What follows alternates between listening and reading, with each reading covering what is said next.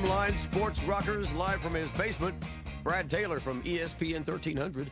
Beerman from Classic Rock 92.1 joining me in the studio. Dead Air Dennis, here we go with week 2 of the preseason, fellas. Welcome into the program.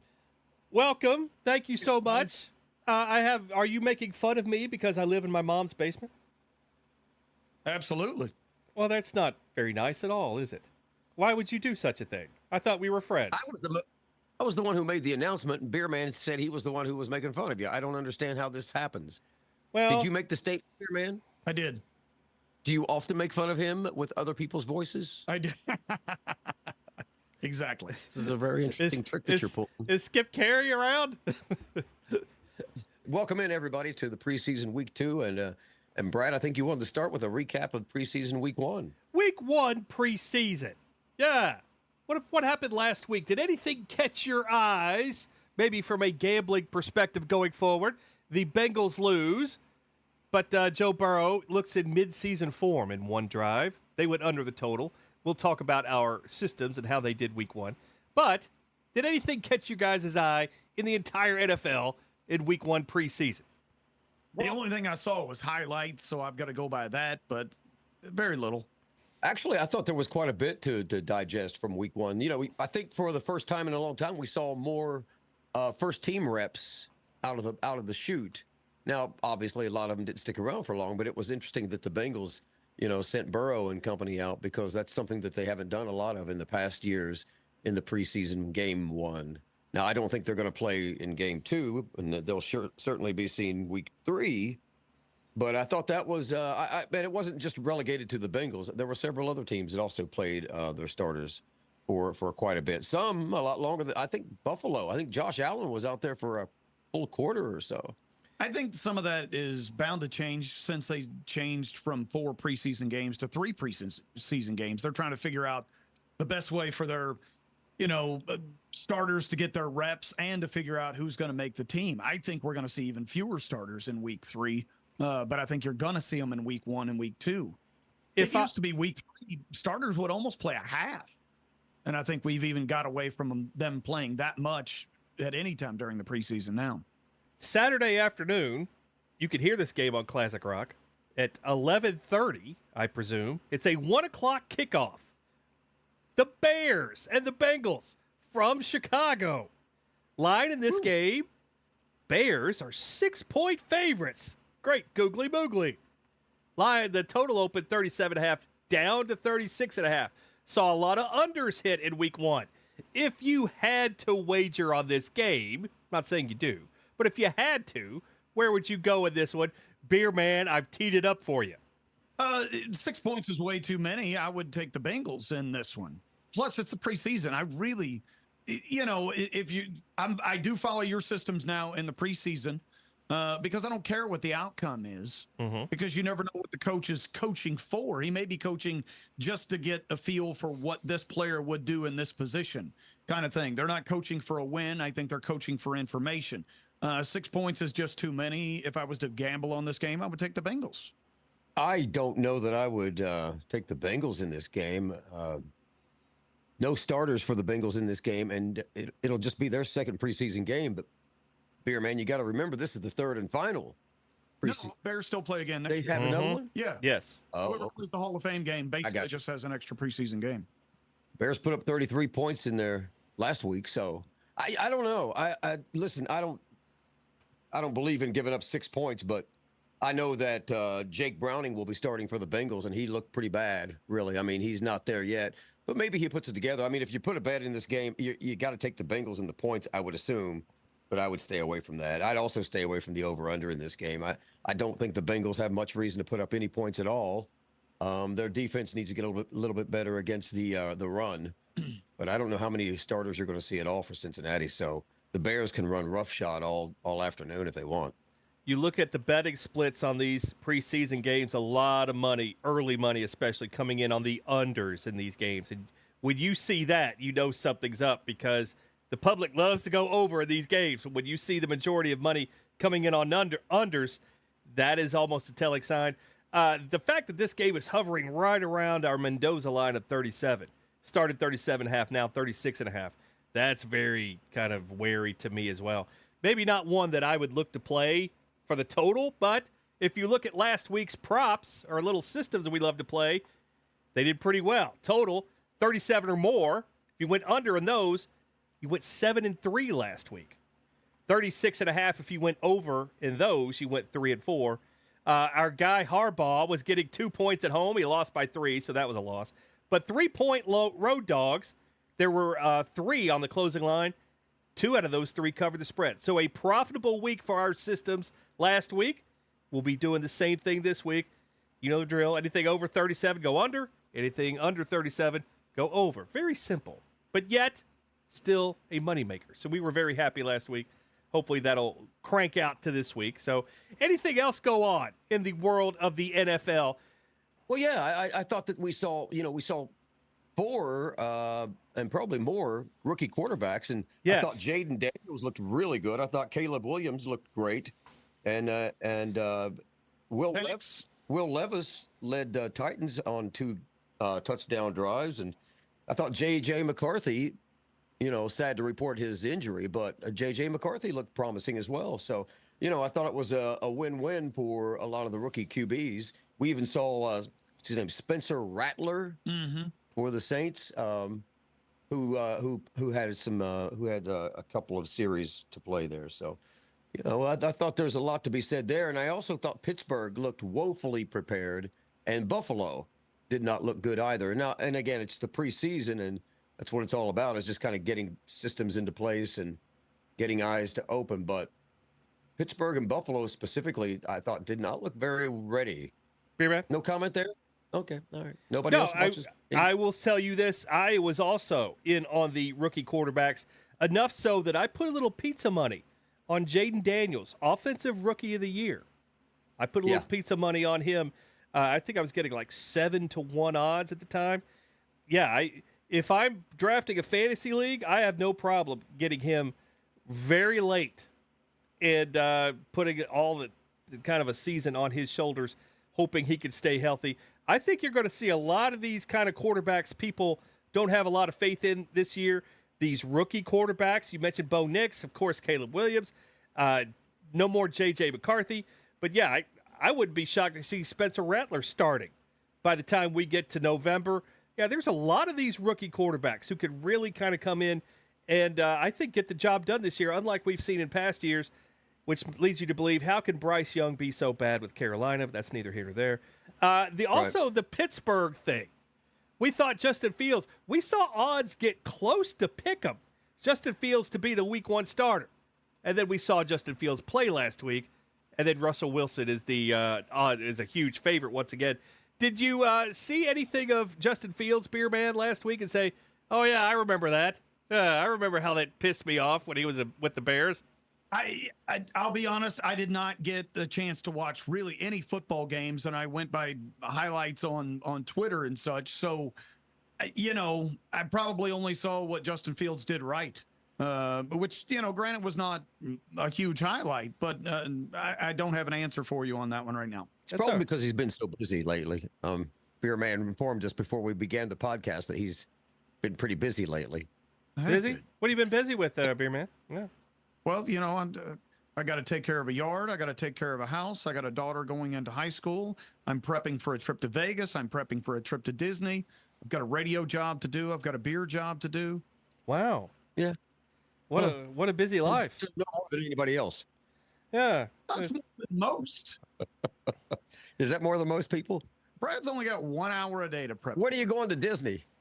October. October? Yeah. You got nothing to do for that. You already booked it. Yeah. Okay. I've had a dad that's been in and out of the hospital. Yeah, I know. Oh, I I didn't thought know maybe that. you were looking at ATV rentals. No, I quit. I had to quit too because I was pissing somebody off a little too much. For the enjoyment of our listeners, Beerman pulled up an ATV rental place in Las Vegas and informed us that he'd like to go riding through the desert for 3 hours in the 115 degree. You know what? Brad told me, he said, I'm leaving it up to you to find us stuff to do. Yes, he did. Dennis, once upon a time, said, I think ATV riding would be a blast. I did. When did I say that? Years. When we first started talking about going to Vegas. Oh, I didn't say it would be a blast. At that stage, we did not know what the temperature was going to be. I always know what the temperature is going to be in Las Vegas Hot. in August. Yeah. Hot. Yeah. No, I remember telling you that I wasn't interested in doing ATV rides before you went searching for them. Well, maybe I misunderstood. You might have misunderstood my comment. So I sent the info and everybody made fun of me. And I said, okay, I'm done looking for info. I was asked to perform a task. Hey, buddy. I performed such task. Yeah. We love you, man. Yes, we love you. But I just, I'm in Vegas, man. I don't think ATVs are, and I'm old and fat. And if I rode those for 3 hours, I'd swear I'd be in the hospital. So you would be in the hospital, Brad. I know I would. You're right about that. Yeah. Why would you want to hurt me? Willy-nilly on these things. I think you have to maintain a sense of decorum and speed. We did an ATV tour when I was down in Cozumel or something, and you have to stay on the path and stay in line. It's not as fun as you think. I've learned this about Beerman. When he goes on vacation, he likes to book adventures. He was all about this deep sea fishing trip when we went to Cabo San Lucas. Cabo San Lucas. Can't say it right. I'm all messed up, Brad. I don't know if you know this or not, but I had eye surgery today, outpatient, of course. But I had to drive from Harrodsburg Road to downtown Lexington with an eye patch on my left eye and my right eye dilated. I've drove for the first time in my life. I know what it's like to drive as an old man because I'm driving real slow, both hands on the wheel, my head like turning like Linda Blair in The Exorcist. I'll be honest. I don't miss being down there every day, but I wish I was there today just to see that. That way I could I could make fun of you. I could throw stuff and you wouldn't see that. And, be like Three Stooges and try to poke you in the eye, that kind of stuff. I do. It's very unfortunate that I'm not there today. So, yeah. Preseason week number 2. What do we think? What are we looking at? I'm looking at playing the systems here. We've got a Thursday night game, Eagles and Patriots. How are the Patriots favored in this one?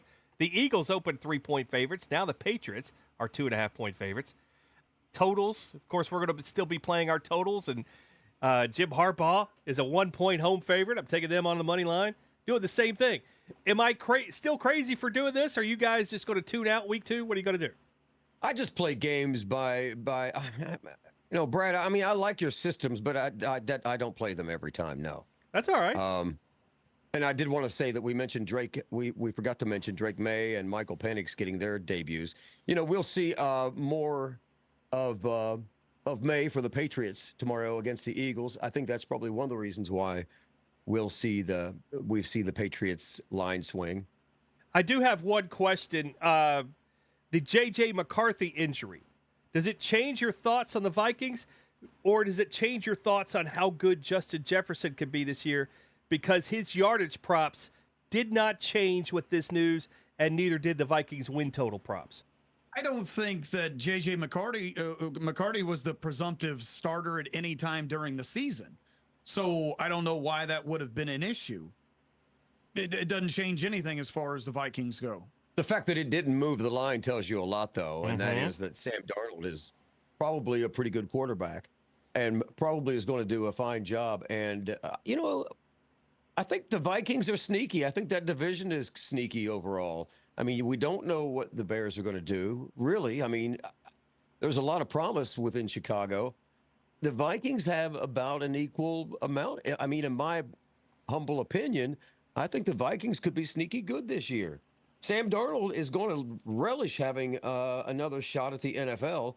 And Sam Darnold's good when he doesn't get spooked, when he's got time to throw the ball. And I think that Minnesota has some pretty good players around him. I think it speaks to that by the line not moving on Justin Jefferson. If I told you that the biggest riser in average draft position in fantasy football this week was Jordan Love, would that surprise you? Depends on where he's coming from. I mean, he proved a lot last year. He's had good tutelage. He's had good time to grow on his own and to learn systems. So, last year, last year's success was surprising. I don't know how I feel about Jordan Love yet. I really don't. I mean, they're the youngest team in the NFL. He's got a lot of unproven players around him, but he's got a lot of youth and young guys that are healthy and ready to play and prove themselves. So, you know, it wouldn't surprise me to see Green Bay have a great season. And it sucks that Detroit is, you know, well, they came out of the gate slow last week, but you know, Jahmyr Gibbs with a hamstring issue, is that going to be present for, you know, the entire season? Is it, you know, will Jared Goff have a down year? If combination of a couple of things like that could really derail what a lot of people think is a lock in the NFC North. I don't think there's a lock in the NFC North. I think looking at that division, if you were to say how realistic is it for all 4 teams to make the playoffs, I was like, it's probably the most realistic division for that to happen. You know, they could all finish with 11 wins, and I don't think I'd be surprised. I would be. Yeah. What if Those 14. What if I told you the biggest drop in average draft position of these fantasy drafts that wasn't injury related was Dak Prescott? What would you say to that? That would make the most amount of sense to me. You know, the Cowboys did not surround Dak with anything this year. CeeDee Lamb is still, you know, holding out or whatever you want to call it. I think this is a year that, you know, Jerry Jones is basically saying, Mike McCarthy, prove it. Dak Prescott, prove it. If you all don't prove it, both of you are gone, and he doesn't have a problem with it. Well, yeah, but Jerry also came out and said, you know, I think Dak is going to be here for a long time. Dak did not reciprocate that statement at all. Dak almost came out and said, you know, didn't come out and say it, but hinted that he could very well be with another team next year. I think, yeah, Brad, that's surprising to me. Dak Prescott's a good quarterback overall. He had a great season last year. I mean, Dallas's biggest problem is they just choke. I mean, they just cannot put it together when they need to. I think Dallas is going to have a good season. Dallas's O-line is probably the right now. That and CeeDee Lamb and Dak's contracts. But the Cowboys replace their O-line like the Ravens replace their O-line. I mean, it's a turnstile of good players, even when you don't know them.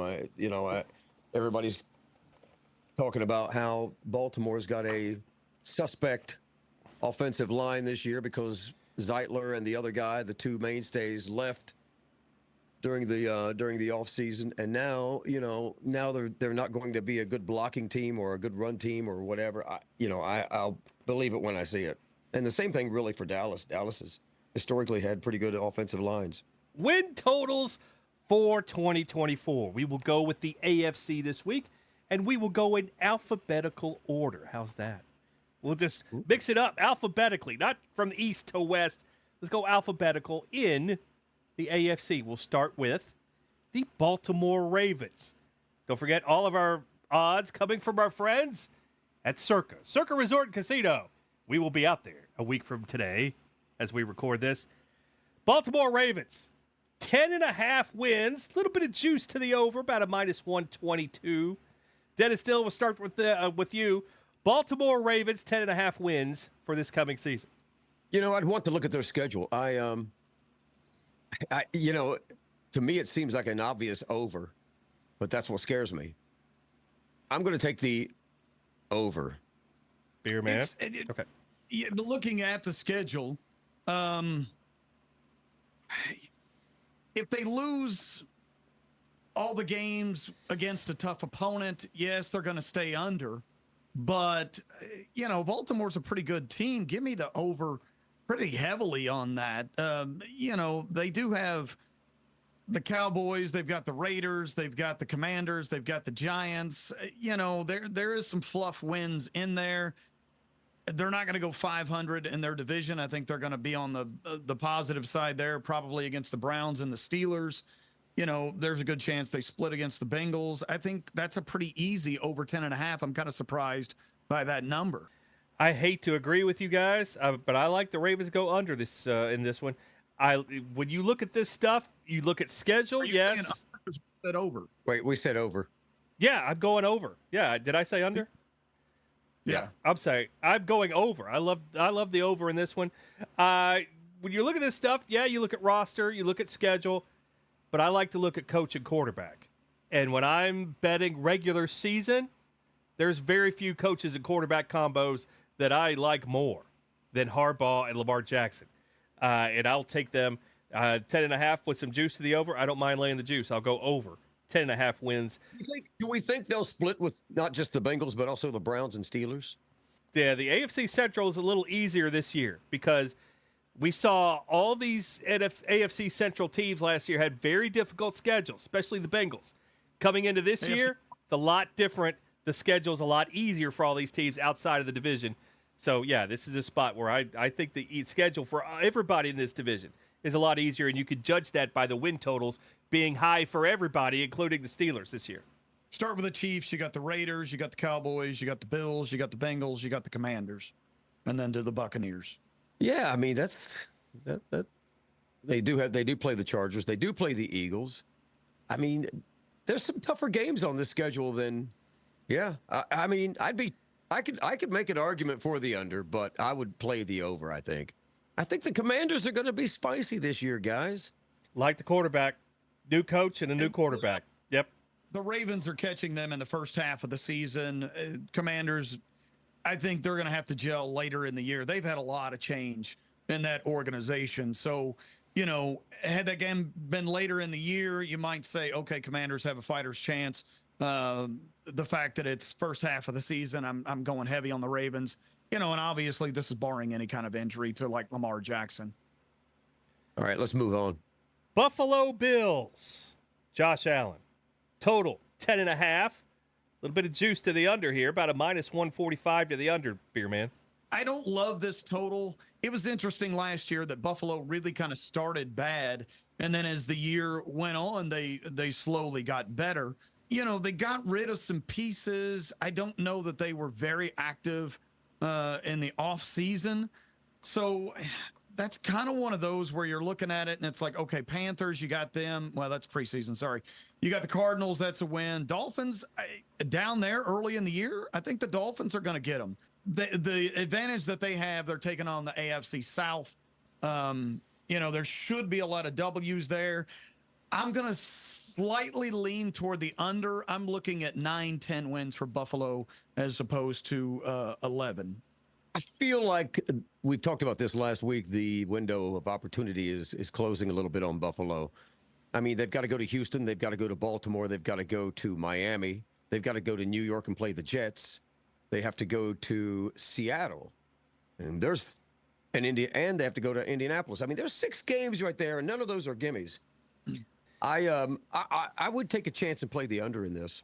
I mean, you've got San Francisco, Los Angeles, Detroit, the Jets again, obviously.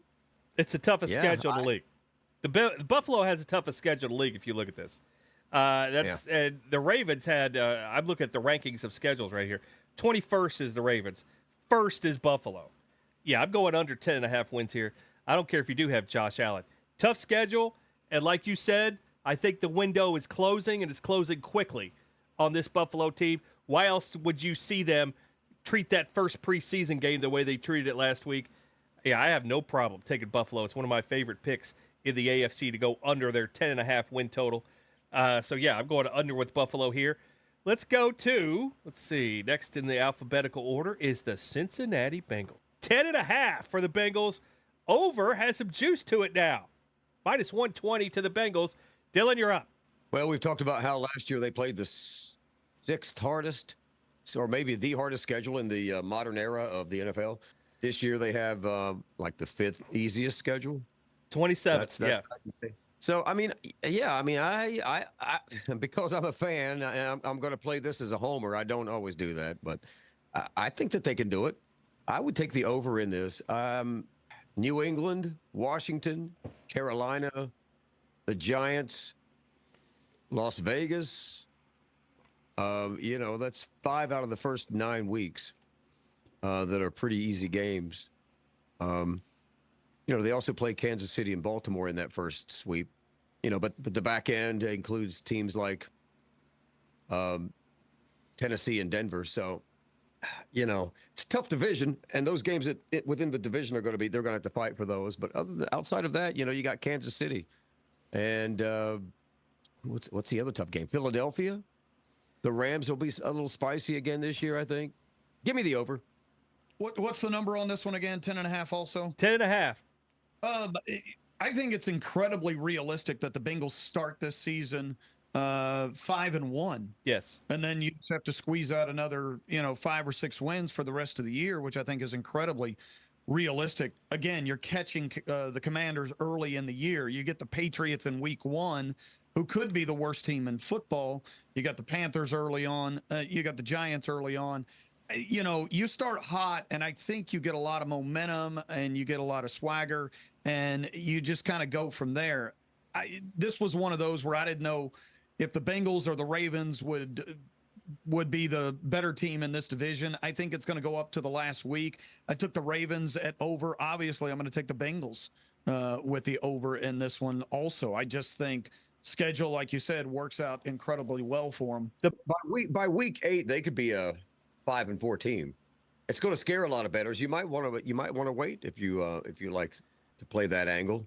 I disagree. That early schedule, if I'm betting MVP, I want to bet Joe Burrow before the year starts, because you're banking on him going the whole way, but that early schedule, especially if they take down Kansas City, you've got those first 4 games, the month of September, 3 very winnable games. They'll be favored, and at Kansas City, and they will be very emotionally charged to play that game against Kansas City. They go 4-0 in those games. You're going to see Joe Burrow favorite for most valuable player. You're going to see a lot of Bengals kind of, the Bengals will be the it happening team. So if you want to play Bengals, play them early with that schedule the way they have it, 27th ranked schedule as opposed to the most difficult last year. Having said that, I still think I'm going under this total of 10.5, despite the fact they have that easily kind of early on schedule. I just think if you've got to get 11 wins for the Bengals to beat me, I'm not so sure they can. I'm not so sure Joe Burrow stays the entire year healthy. I hope he does, but I think I would go under the 10.5 wins for the Bengals here in this one. Mainly because, the schedule does ramp up a little bit, not much, by midseason towards the end. But, this is a very tough division this year. I just don't know if Joe Burrow could get 11 wins regular season. This has always been a team, even in their best years, they still haven't been a 12-5 type team regular season. So, I'm going to take under with the Bengals here. Hang on one sec. I find it interesting that you're like, can the Bengals get to 11 wins? You also kind of need to look at it. Do you see 7 losses from this Bengals team who is really good? Because that's what you're basically saying.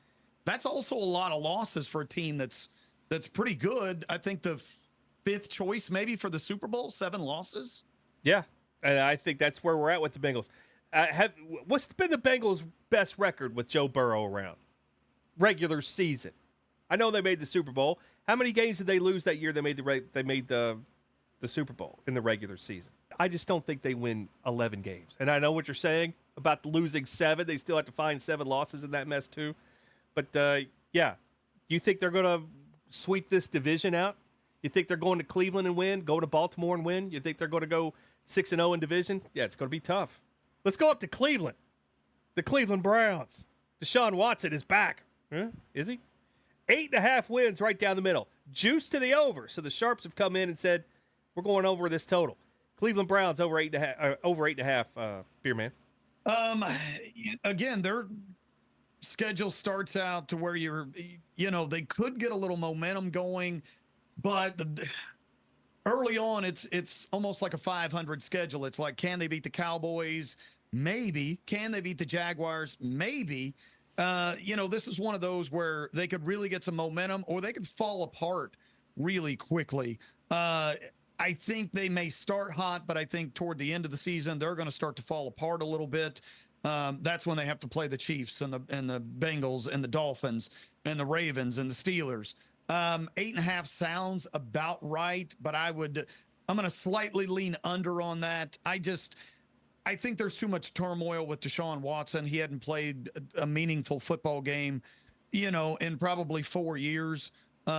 This team, I've got to the point where it's like Stefanski and the crew, it feels like they're on the right path, but they can't seem to prove it on a consistent basis. So I'm going to take the under on the Browns. They were highly touted early on, and then you had the news about Nick Chubb not being back for a while, and now I guess there's some injuries on the defense, and then somebody got arrested the other day.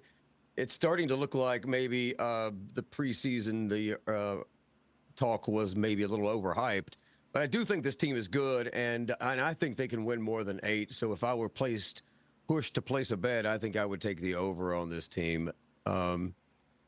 Just because they were 11-6 last year. Had a good season in a tough division with 5 different quarterbacks, and Deshaun Watson is not the end-all, be-all these days. We've learned this, but we've also seen what they could do with a lot of backup quarterbacks. So I'd take the over in this game. It's going to be interesting to see these games with the Bengals because I don't know what the number is, but I don't think Joe Burrow has beaten the Browns. I don't know what the loss total is, but the Browns have owned the Bengals for the last 4-5 seasons. So there's 2 games right there that really stand out to me. Brad. Best defense in the league, Cleveland. We could argue that, but for my money, they're the best defense in the league. And if Deshaun Watson has anything left, this is a 9+ win team. I'm going over the total with Cleveland here, just based on the fact I've got the best defense. And I've got a quarterback who's done it before to a certain level, I know, but still, he's done it before. I would go over with Cleveland here in this spot. That gets us to the next team in the AFC, the Denver Broncos. Hang on one sec. Just because you asked me, the Super Bowl year, the Bengals lost 7 games. Yeah. The following year, they went 12-4 when they lost an AFC championship to the Chiefs. There you go. Yeah. I thought the Super Bowl year, they were not nearly as good regular season as they were the next year, but that's neither here. What do I talk about? No team that comes out of the AFC North is going to have a great schedule as long as these teams are as good as they are. Next team, Bo Nix and the Denver Broncos. Total 5.5 wins. Little bit of juice to the under here, about a -120. Dillon. Denver could surprise a little bit this year. They had a wake-up call last year when they got beat by somebody. It was a final score 70-10 or something. Miami got them, yeah. Miami, that's right. That wake-up call last year really sprung them into life. You got another year with Sean Payton as coach up there. I mean, I can see where Denver might have a better season than what a lot of people think they're going to. Bo Nix, that's going to be the crux of it all, lands in the lap of Bo Nix and how well he performs. You got Seattle, you've got Tampa Bay, the New York Jets, Las Vegas Raiders. I mean, are they going to be better than some of those teams? That's the big question. So if you're counting 5 wins on their schedule, you're probably putting those wins over the Raiders, over the Saints, over Carolina, over Las Vegas. I'm having trouble getting there unless, as I say, the defense steps up and Bo Nix steps up. Their defense, a lot's going to hinge on their defense, I think, this year because they're going to have to keep them in games.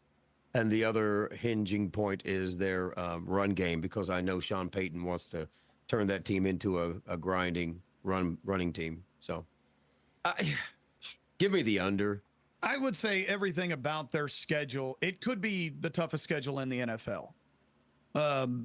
Everything about their schedule says take the under. The one thing that I, don't want to go that direction for is because Sean Payton, if Bo Nix is a little bit of a hit. I mean, this team, I want to say, had a shot at the playoffs in week 18. Somehow.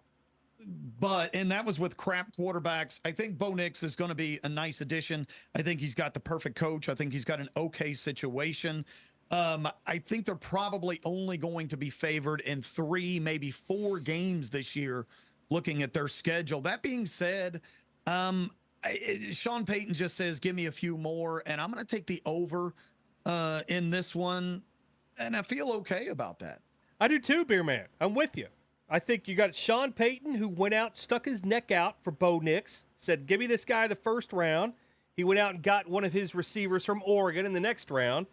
And this is a Denver team, play the 22nd hardest schedule. So it's not like they're playing, they get games in division against, the Raiders and, the Chargers.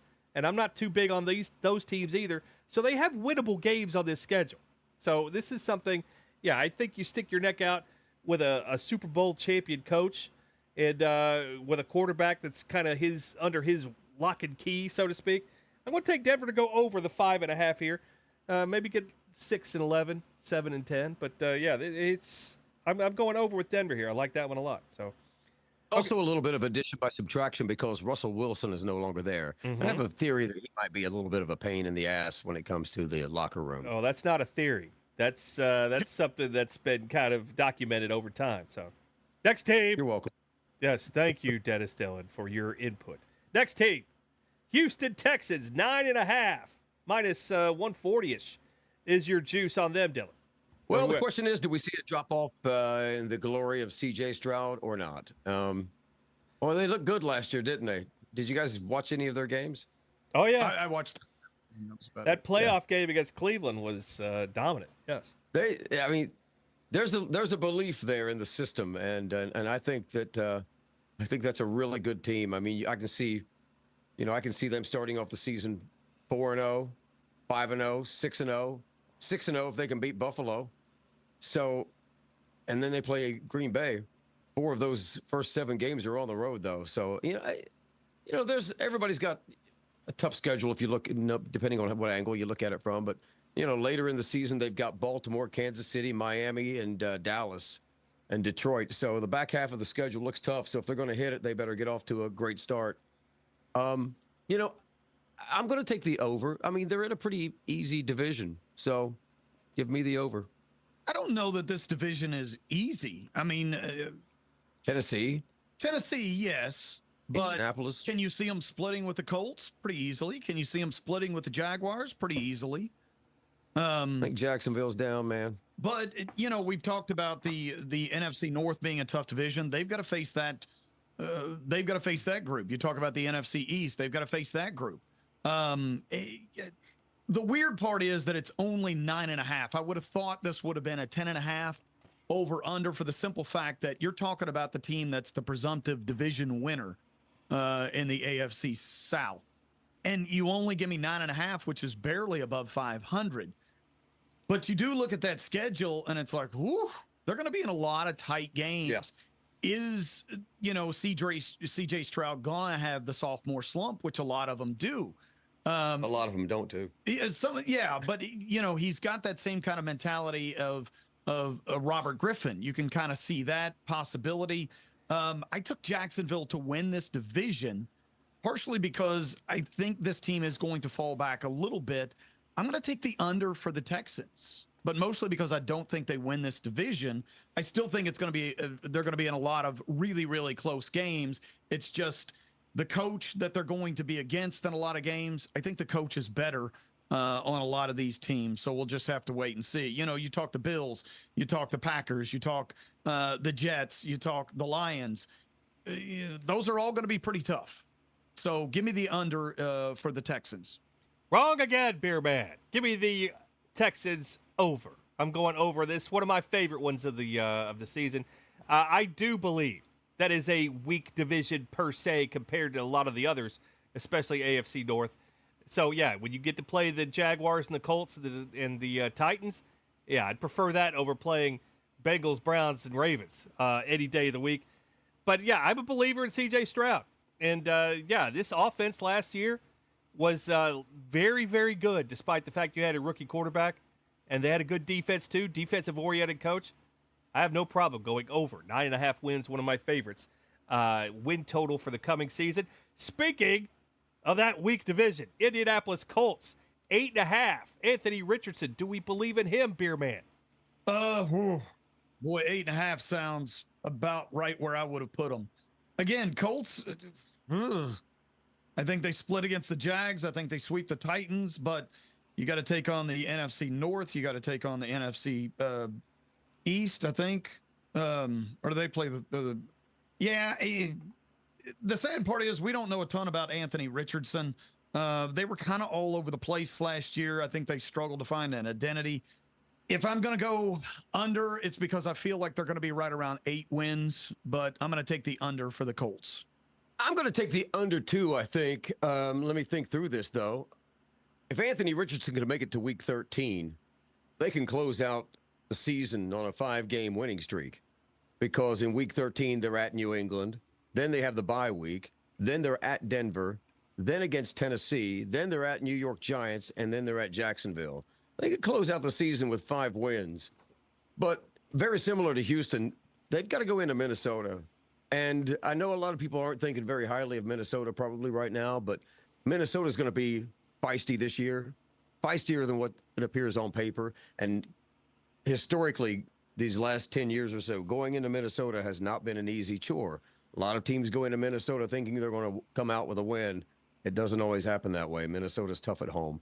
And then you got the rest of their schedule. You've got Houston, Green Bay, 2 games against Jacksonville, 2 games against, scratch that thought. And then you've got Miami, Houston, Minnesota, the New York Jets.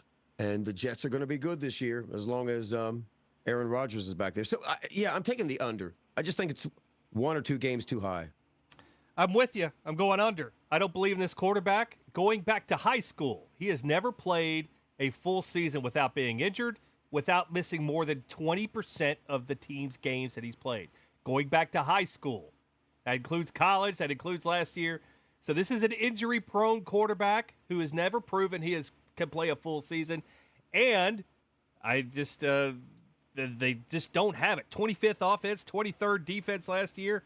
Yeah, do we really have to sit here and say that this is a team, they play about a middle-of-the-run schedule here this time? Yeah, I don't think they're going to get above. I don't see a winning record for this team. I'm going under the total. I feel pretty good about under 8.5 for the Colts here. Let's stay in the division. Jacksonville Jaguars, also 8.5 wins. A little bit of juice to that over, though. I think Dillon's up. I'm up, yeah. I've not seen a whole lot, and I'm not very knowledgeable on where Jacksonville is right now and heading into this season.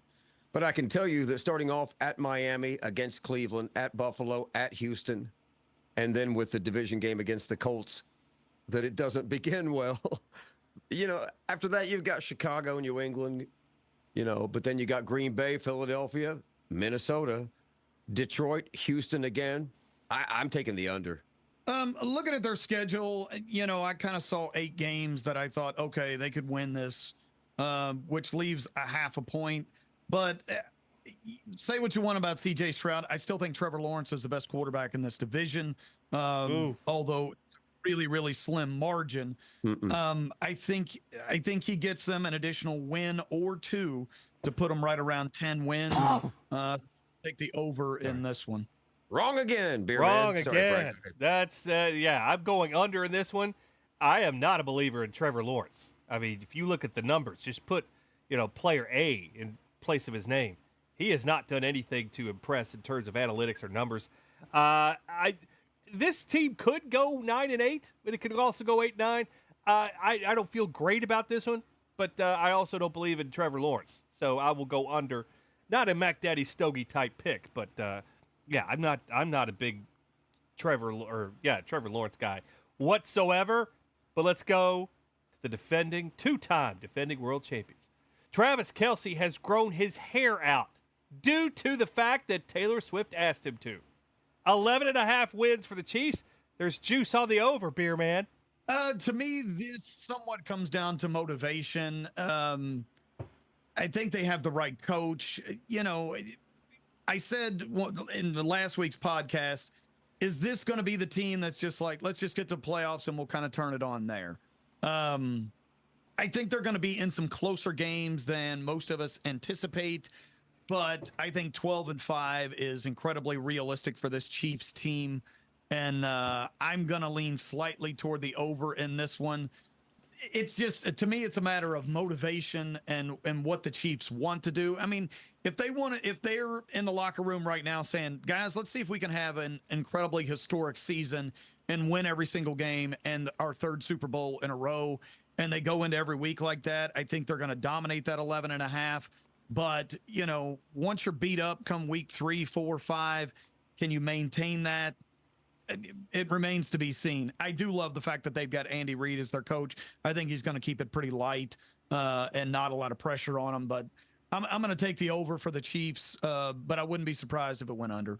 There's been so much drama with this team. And a big question mark for me is, look, what's going to happen with Rashee Rice, the wide receiver? I mean, he was in that altercation, the speed racing thing, and everybody's just kind of forgotten about it. I mean, if he spends time, suspended, and then Marquise Brown, Hollywood Brown is out for a good part of the season. All of a sudden they've got some wide receiver issues.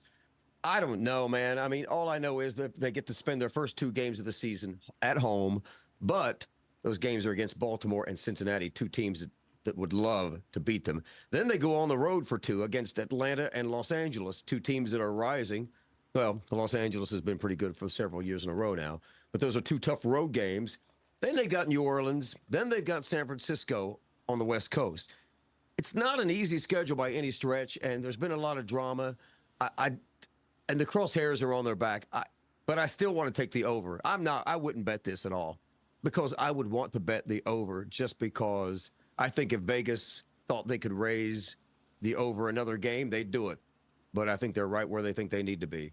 2 games. I mean, think about it. 2 games against Denver, 2 games against the Raiders. And they're going to want to beat the crap out of the Raiders after what they did to them last year. Yeah, but the fact that they're in division, those aren't just... I understand. You don't just chalk it up as a win. I understand what you're saying, but they go in motivated. They're going to win both those games this year. They're going to win both games against Denver. And who's the other team that I'm missing? Seattle? Chargers. The Chargers, yeah. Yeah, the Chargers. And the Chargers are a big unknown right now. So, must be nice to be in that division, Brad. Must be, but I'm still going under. In the history of the NFL, nobody's won 3 straight Super Bowls. There's a reason why they haven't won 3 straight Super Bowls. It's hard. It's hard to keep this up year after year after year after year. And that's what the Chiefs have done for a long time now. So if you're telling me they have to win 12 games to beat me, I'll take my chances. I'm going under the total, 11.5. Rule of thumb, always like to go under on the defending Super Bowl champ, but you really like to go under on the team that lost the Super Bowl. We'll talk about that one next week, of course. So, yeah, I'm going under Kansas City. The aforementioned L.A. Raiders, who's their quarterback? We're not sure yet. 6.5 wins. Juice to the over, about a minus 135 here, Dennis. Haven't looked at this team yet. I know they believe in their coach. I think their coach is good. I like the fan base. I just don't know what to think about the team. I do think their defense, you mentioned earlier, you think Cleveland last year had the best defense. I think statistically that's about as accurate as you can get. I don't think Cleveland's going to be the best defense this year. I think Oakland will be one of the teams pushing to be the best defense. Any defense led by Max Crosby, sign me up. I mean, that guy is not just really good on his own. He's a great motivator. And the team is going to surprise and pull out a few wins here and there. What's the over-under again? 6.5. It's a tough beginning with Los Angeles and Baltimore on the road. They can beat Carolina at home. They can beat Denver a couple of times. I think I'm still taking the under in this game or in this season. Here, man.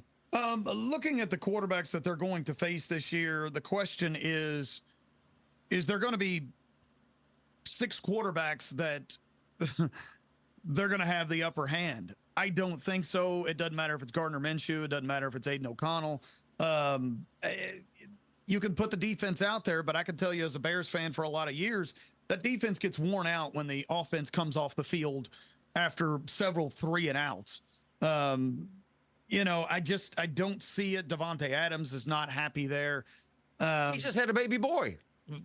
Not happy with the team. He may be happy at his home life.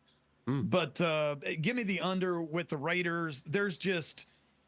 You got the wrong quarterbacks there. You may have the right coach, you may have the right defense, but you don't have the offense, and that's what this league has come down to.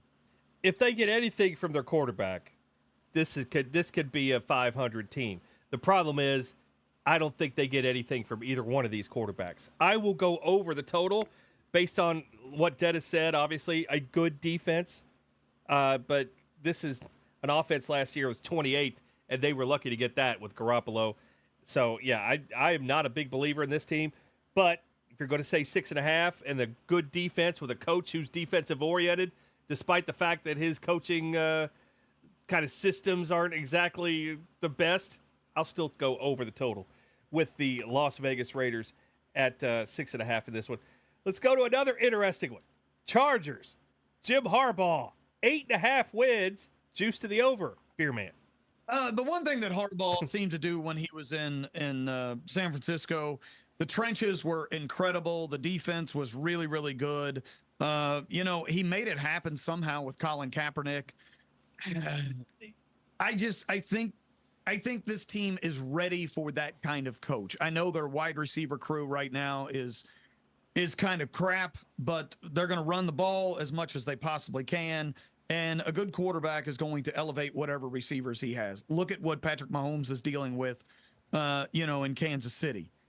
It can happen without the greatest receivers in the world. This is probably my favorite over on the board, based completely on the coach and the quarterback. But yeah, give me over 8.5 for the Chargers. This is getting tough. 8.5. New coach Justin Herbert struggling. Justin Herbert. I mean, that's a study in quarterback right there. I mean, the guy has been great, but he's also been not great. It's a little deceptive, isn't it? I don't, I just don't know what to think about this team.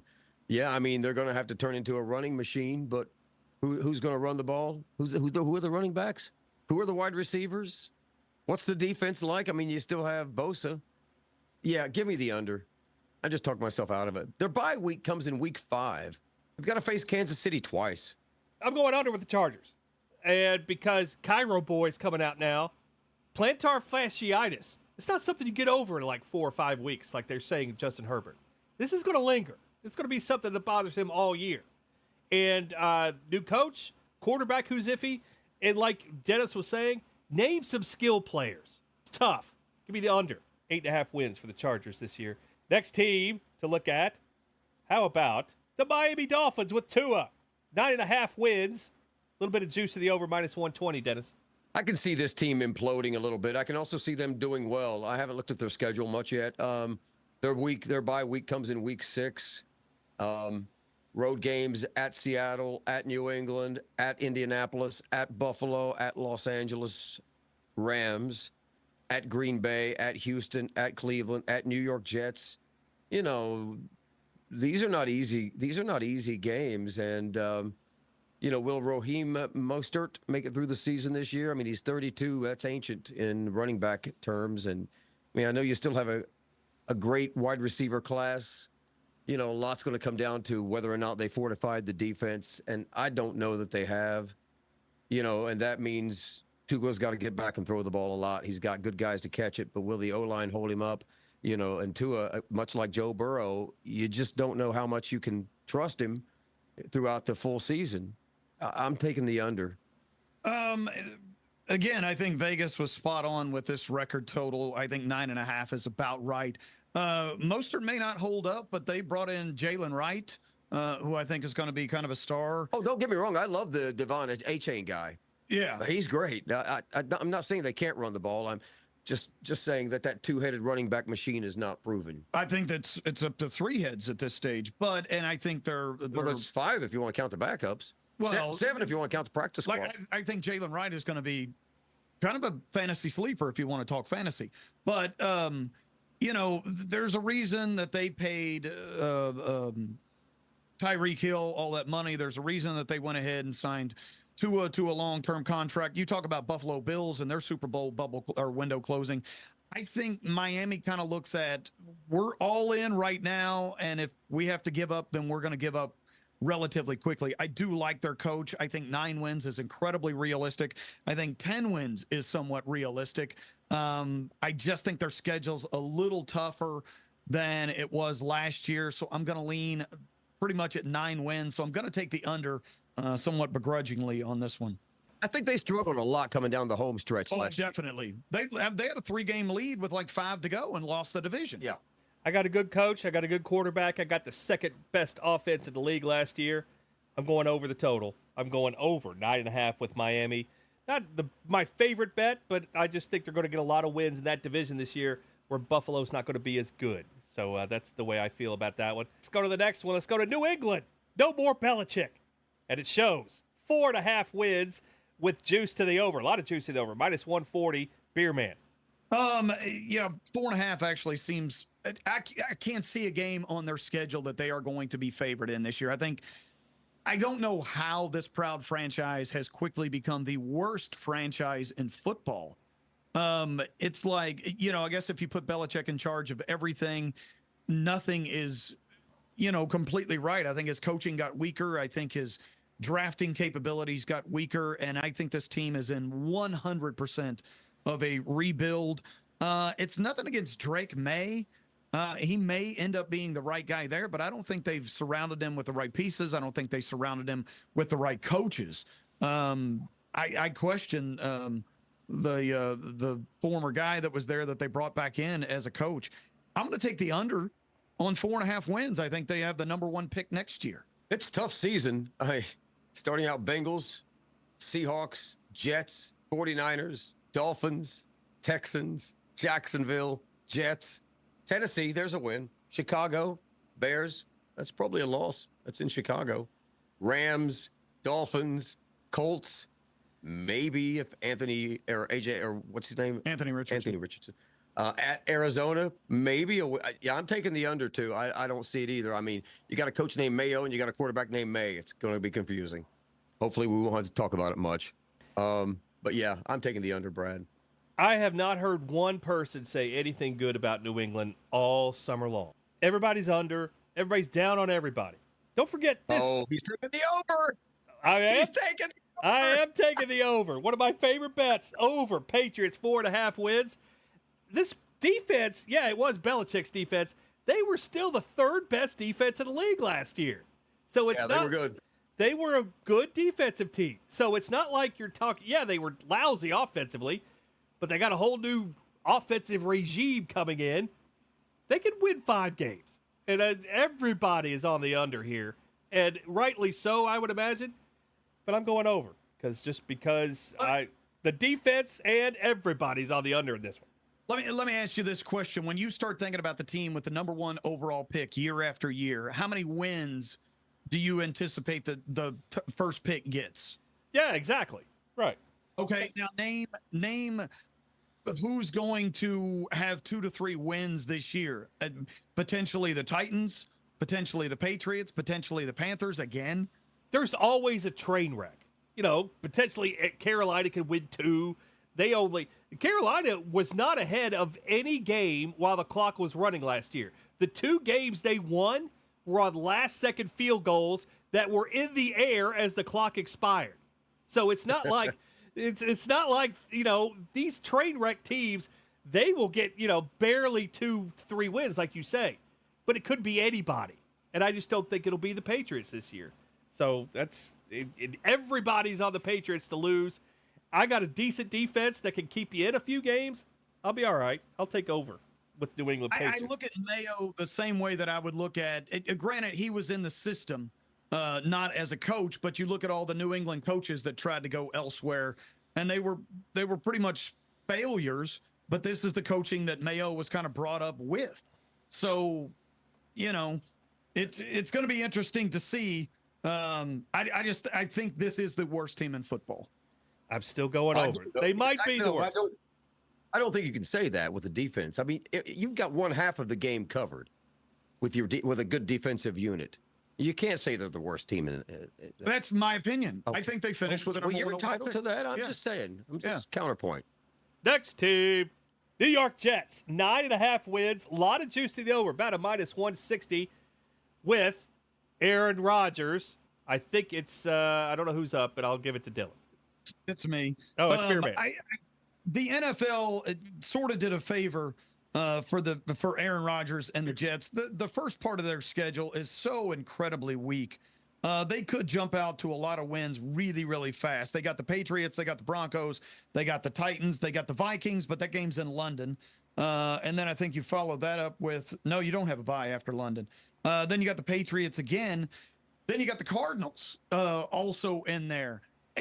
Rodgers is going to come out motivated to basically say, hey, look, I'm going to earn my stripes with this team. But boy, that team is not embracing him all that well right now. I mean, they're already getting into fights.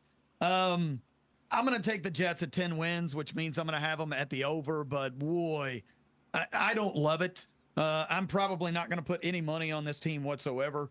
But I'm going to lean toward the over because their schedule is really weak. Well, but it ends tough against, the Rams, the Bills, and the Dolphins. So you've got 3 games on the back end. But you have the Dolphins in New York. Question is, you get the Rams in New York. Really? Can I finish? Sorry, carry on. Will Aaron Rodgers make it that long? Is it going to be a fun ride, as he said yesterday? Is he really sorry that he was immunized? Will Hassan Riddick resign? That's a big part of that defense, because that defense is going to be good too. So, so far you're looking at defenses for this year. You've got Cleveland, you've got Oakland, and you've got the Jets, and theoretically you have the Patriots with another good defensive year. Yeah, Hassan Riddick is a big part. That linebacker, they've got to get him in the games in the preseason. They've got to get him locked in and get his head right. That's a lot of games, man, and to put it on the shoulders of how old is Rodgers now? 40. I think he's 40. Yep, something like that. Yeah. So, I want to go over because I do think that they're going to be extremely feisty this year, and I think Rodgers wants to get it done. But I think this is a stay away from me. I think the schedule starts off easy, ends tough. Give me a no bet, but I'll take the under. I will also take the under, and I just don't. Tough to play in New York. It's tough to play in New York. It's tough to be Aaron Rodgers right now, and it's different for Aaron Rodgers to go around as a 40-year-old quarterback than Tom Brady did. Especially, there's a difference between Tampa and New York in a spot like that too. But yeah, they had a good defense last year as well. Did the Jets, but they also play a tough schedule this year, 8th toughest schedule. And I'm just not a believer Aaron Rodgers is going to go 17 games this year. I will take the under with the New York Jets in this one. Let's go to the next team, the Pittsburgh Steelers, as we get towards the end here. 8.5, but is there really some juice on the under here? A little bit of juice, minus 135 to the under. Dylan, it is your turn this time. As soon as I hear people say, "Oh, the Pittsburgh's going to be pretty good," then I'll turn around and hear somebody else say, "Oh, Pittsburgh's going to be down and out this year." I don't know what the reality is. Somewhere in between, obviously. They are taking some money. They are taking some Super Bowl money, along with a very small handful of other teams that could prove it to be a little spicy this year. I think I'm going to take the under. I mean, we've seen Justin Fields. We've seen Russell the Love Muscle. I don't really believe in either of these quarterbacks. I think it's going to be a run-heavy team. I think they're going to rely a lot on their defense, as they have for so many years. I don't know that T.J. Watt will get through another full season. I don't believe in the secondary as much as a lot of people do. I just don't see them. I'm going to go ahead and say that this will be Tomlin's first season under 500. Under. I saw a TikTok about a dude that was saying that he thinks that Mike Tomlin sold off his wide receivers just to have 500 years, over 500 year after year. If you look at all the wide receivers that have left there and have just gone to crap immediately after they left. I mean, they were superstars in Pittsburgh. They went elsewhere and just vanished. Well, they had Big Ben. True, but you look at Pittsburgh's schedule. If they're going to get to 8.5 wins, it's almost got to be in the first 10 games because their schedule just is murderer's row toward the end of the season. I'm with you. I don't see how Tomlin, with either Justin Fields or Russell Wilson, gets to 500 this year. Brad, I know you have the numbers. This could be the hardest schedule in the NFL. I mean, I know they got the Giants on there. I know that, but you got Kansas City late. You got the Bengals twice late. You got the Ravens late. You got the Eagles late. You got the Browns twice late. I don't know how they do it. Here's the last 9 games of the season. After their bye, they are at Washington, who we think is going to be good this year. Then they have Baltimore on the road. Then they are Baltimore's at home. Then they have Cleveland on the road, Cincinnati on the road, Cleveland at home, Philadelphia on the road, Baltimore on the road, Kansas City at home, and Cincinnati at home. I mean, that's Brutski Magutski, man. Yeah, that's rough. Brutal. Yeah. That's as hard as anything I've ever seen in terms of a schedule before the year starts. Never mind. What's that? Nothing. Carry on. I should see your schedule at Classic Rock. Yeah, I understand. Yeah, it's both of them are very tough. Yes, very difficult. Yeah, I'm going under with Pittsburgh. Not a believer. Very difficult schedule. And the quarterback situation. I think you're going to see Russell Wilson. There's going to be rumors by the end of this year. Will he even be in the league next year? That's how it's going to end badly in Pittsburgh this year. I'm going under the total. Last one. Tennessee Titans, 6.5. Woo. Juice to the under, 6.5 wins. Beerman, this is you. Again, you kind of look at their schedule. It starts out really rough. I mean, the Bears, you never know, but the Bears are going to be a 4.5-point favorite in week 1. So Las Vegas is already telling you something there. Then you got the Jets, then you got the Packers, then you got the Dolphins, the Colts, the Bills. Where are the wins coming from? I mean, you got a game against the Patriots, which could go either direction. Dennis said, well, that's a win. I don't think that's a win for the Patriots. You got the Chargers later in the year. You got the Commanders late in the year. I think even the teams that you could say, yeah, this could be a win, I think you're catching them at the wrong time. 6.5 seems really excessive. You know, I said the Patriots are going to be the worst. I think this is going to be the team that's battling them for that number 1 pick. I'm going to go heavy on the under here. Obviously, a team in the rebuild mode. Week 5 is their bye week. You know, that's actually probably going to work out well for the young quarterback. You know, I mean, maybe if we just eat everything, maybe if the team just has like their meals served with mayonnaise, then everything will be fine. Will Levis did sign a contract with Hellman's. Did he? Yeah. Nice. This is a pretty tough schedule though for a young quarterback and a team that's in rebuild mode. I'm taking the under just because I'm not sure what they have. DeAndre Hopkins is out too, right? Mm-hmm. Is he back there now? That I don't know. He is injured currently, but he will miss start of the season. Gone for, yeah, 4 or 6 weeks. Yeah. Mm-hmm. Yeah. I mean, just give me the under, Brad. I'm going to go over. I think everybody's on the under here. Will Levis, why should anyone have any faith in him? I agree. Giudice has no faith in him. And so I think I'm going to go over the total here. You might be a 7, maybe 8 win team with Tennessee. Vrabel did not have Vrabel's a good coach. I'm surprised he and Belichick both are not working right now. So, yeah. I agree. I'm going over with they left the talent. Derrick Henry's gone, but they're going to be throwing a lot this year. So this is an over for me. Okay, we've gone through all the AFC teams. Do you have 3 best bets for win totals?